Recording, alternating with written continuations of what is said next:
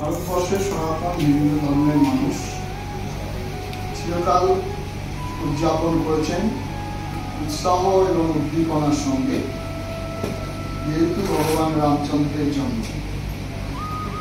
এই রামচন্দ্রের জীবন সম্পর্কে কবিগুরু রবীন্দ্রনাথ এত সুন্দর তার কবিতা বলেছেন। সর্বদর্শী নারদ পেয়েছে অযোধ্যাপতি রঘুপতি রাম, তার চরিত্র সম্পর্কে। এই রামচন্দ্র আমাদের মনে প্রাণে হৃদয়ে, এই রামচন্দ্র নামে হাজার হাজার গ্রামগঞ্জ, এই রামচন্দ্রের নামে হাজার হাজার মানুষ। সুতরাং এই রামনবমী উৎসবের কোনো ভয় ভীতি কোনো কারণই নেই। কিন্তু যে কারণেই হোক, আমাদের সরকার থেকে যেভাবে সূচনা, যেভাবে ঘোষণা করা হচ্ছে, পরবর্তীকালে এই জায়গায় এসে দাঁড়িয়েছে। এখানে ধর্মনিরপেক্ষ শব্দের অর্থ এখানে আপনারা গুরুজন আছেন আর ব্যাখ্যা করবেন, যদি তাই হয়ে থাকে, আর আমাদের মাননীয় মুখ্যমন্ত্রী যেটা বলেছেন ধর্ম যার যার উৎসব সবার, তাই যদি হয়ে থাকে, তাহলে এখানে উৎসবের সবাই আনন্দ সহকারী করতাম। এখানে আজান এবং হরিনাম একসঙ্গে হবে যে সরকার দিক থেকে। আজকে খবরের কাগজে একটু দেখলাম যে আমাদের যে IPL খেলা, সেটা নাকি চলে যাচ্ছে আসামে। খুব দুঃখজনক যে এখানে সরকার একসঙ্গে দুটোকে কন্ট্রোল করতে পারবেন না, তো আসামে সেটা কি করে পাবেন? সুতরাং প্রশাসনের যিনি প্রধান থাকবেন তাকে স্ট্রিক্ট হতে হবে যে আমার এই রাজ্যে যেমন মুসলিমরা মুসলমান ধর্ম পালন করবে, তেমনি খ্রিস্টানরা খ্রিস্টান ধর্ম পালন করবে, হিন্দুরা হিন্দু ধর্ম পালন, কেউ কারো ধর্মে আঘাত করবে। খুব দুঃখজনক। আজকে আমাদের আমি মুর্শিদাবাদ জেলায় থাকি, সেখানে মসজিদগুলো প্রত্যেকটা মসজিদ হচ্ছে রাস্তার পাশে। দেখুন, লক্ষ্য করবেন, প্রত্যেকটা মসজিদ হচ্ছে রাস্তার পাশে। আমাদের আশ্রমগুলো কি হয়, সেখানে মানুষ ধ্যান করবে, প্রার্থনা করবে, শান্ত পরিবেশ, রাস্তার থেকে হই আল্লাহ কম হবে। এই রাস্তার ধারে তারা মত করবে।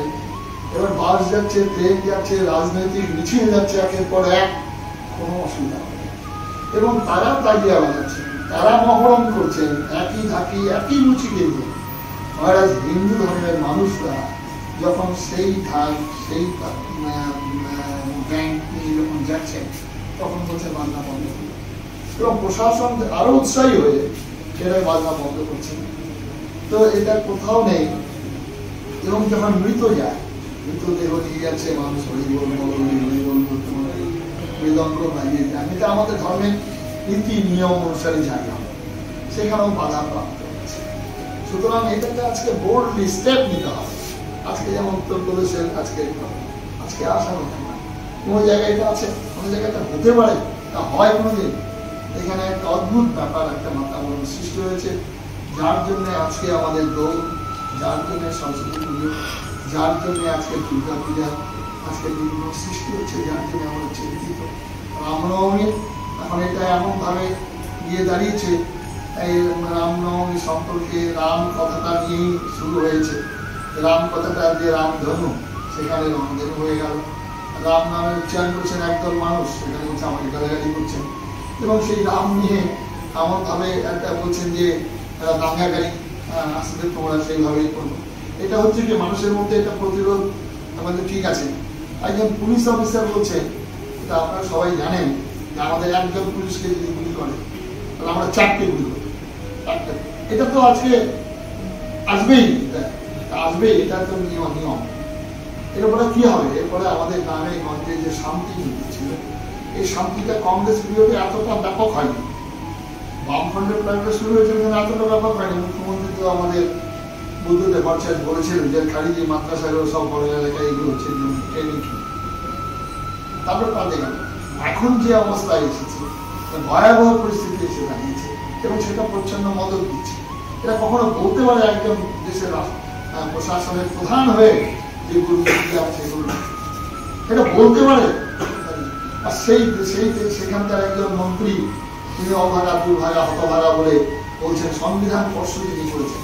একজন বলতে পারে যে 70% 70% 2 ঘন্টা বাঁচিয়ে দেবো?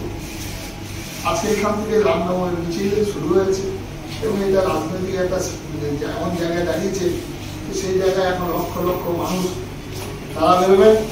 কেউ বলছেন আমি 1 কোটি বের করবো, কেউ বলছেন আমি 50। এটা হতে বাধ্য, এটা হচ্ছে এখান থেকে। উনি যদি কড়া পদক্ষেপ নিতেন, কড়া নিতেন, তাহলে কিন্তু আজকে রামনবমী মিছিল তবুও আমরা প্রার্থনা করবো, যেহেতু আমরা সনাতন ধর্মের মানুষ, ভগবান রামচন্দ্রের এই রামনবমী মিছিল করবো বলে আমাদের শান্তি বজায় থাকবে। উভয় সম্প্রদায়ের কাছে আমরা অনুরোধ করবো যে আপনারাও আসুন না, সামিল হন। আজকে তো হচ্ছে যে মুর্শিদাবাদ জেলায় আমি যেখানে থাকি, যেখানে বাসন্তী পুজো হয়, বাসন্তী পুজোটা মানে রামনবমীর পুজো হচ্ছে, তো সেখানে ওখানকার মানুষ হাজারে হাজারে আসছে, সাহায্য করছে। তারা এবার তো রং খেলছে, এই মহরমের রং খেলেছে। এই রং নিয়ে মানে এমন একটা জায়গায় গিয়ে দাঁড়িয়েছে যে আমাদের বেলডাঙাতেই হয়েছিল আজ থেকে প্রায় 11 বছর আগে হবে ঘটনাটা। একটা ক্লাস 5-এর ছেলে এটা রং দিয়েছে, রাস্তার পথ চলতে সাইকেলের যাচ্ছেন, তার গায়ে রংটা দিয়েছে। ন্যাচারালি সে নামিয়ে সেই বাচ্চাটাকে ফটাফট খাপড় করেছে। সঙ্গে সঙ্গে সেই বাচ্চা আদিবাসী বাচ্চা, তারা আদিবাসীদের এত ইউনিটি না, সেই বাচ্চাটার জন্য সমস্ত বাচ্চাগুলো দিয়ে জমা হয়েছে। সঙ্গে সঙ্গে আমি ওখানে ছিলাম, আমাকে থানায় ডাকলো।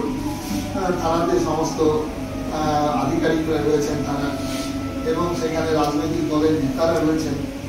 তা আমাকে বললেন যে মহারাজের পিস ফাউন্ড, পিস ফাউন্ড মানে শান্তি পায়। কিসের জন্য অশান্তিটা হলো কেন?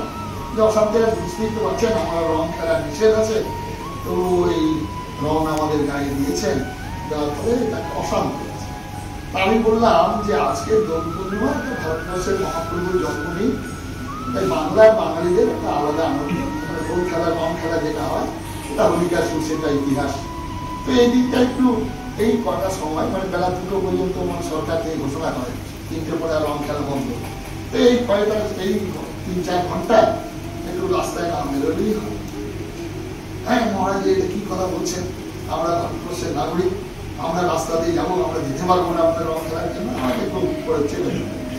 আমি মনে হয় খুব ভালো কথা।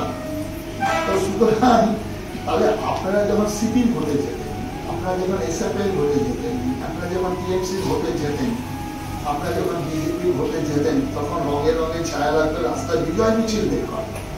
আর সেদিনকার রংটা রং হলো না, দোল পূর্ণিমার দিনটা রং হয়ে গেল। তাহলে একটা কাজ করুন, আপনারা প্রত্যেকে জামার পিছনে লিখে দেবেন আমার নাম আলিমুদ্দিন, আমার নাম করিমুদ্দিন, তাহলে কেউ রং দেবে। আর সময় সময় খেপে গিয়ে আপনাকে জেলে পড়া দরকার।